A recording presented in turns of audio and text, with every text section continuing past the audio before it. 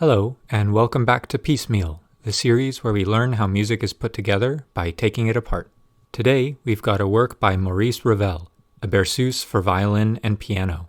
This one is actually fairly simple when we look at its analysis, but I chose it for two reasons. First, it's quite pretty. And second, he uses a type of musical cryptogram called a cipher to write out the name of his teacher, Gabriel Fauré, in musical notes. Here's just the melody of the opening 4 bars. All but the last note of the melody is used to encode Fauré's into the piece. In order to do so, Ravel had to get a little tricky. Fauré's name can't be spelled out in a single musical alphabet. So to get the notes, Ravel uses a cipher which takes the 7 note letters, A through G, and then lists the rest of the alphabet in order beneath them. Thus, the letters in each column are assigned the pitch at the top of the column. Ravel uses this table to determine the notes of his opening melody. The first 3 letters are easy enough: G, A, B. For R, we look to the table and see it is in the D column, so down that goes. I corresponds to B, then E and L are both in the same column as well. That finishes the first name. The last name starts easily again with F and A.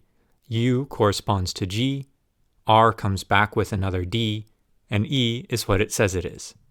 The last note of the melody, a B, is not part of the name, and is there to add a graceful continuation into the next part of the melody. Interestingly, we can see Ravel's classical sense of form and proportion at work, as he has crafted the melody in such a way it does not use any repetitions of letters, and fits neatly into a 4-bar phrase. The rest of the phrase doesn't make use of Fauré's name. Instead, he uses a very simple A, B, A structure for the next 4 bars, and then repeats them without any melodic development. With a keen eye to conserving detail, the A part resembles the second measure of Fauré's name, and the B part resembles the first. The last 4 measures of the melody develop somewhat the B part and recalls the descending 4th figure from Fauré's melody before coming to rest on an E. To accompany Fauré's name, Ravel starts with a simple descending scale from G to B.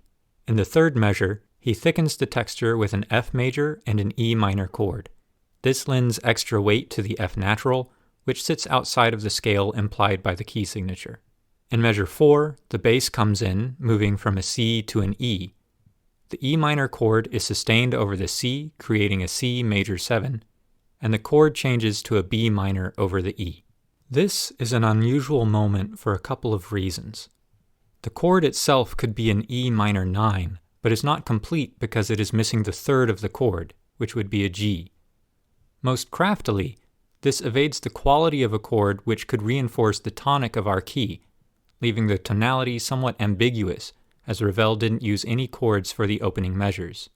At this point, our ear probably actually hears us in G major instead. For the next 4 measures, Ravel alternates between 2 chords, an A minor 7 and the same 3rdless E we saw before.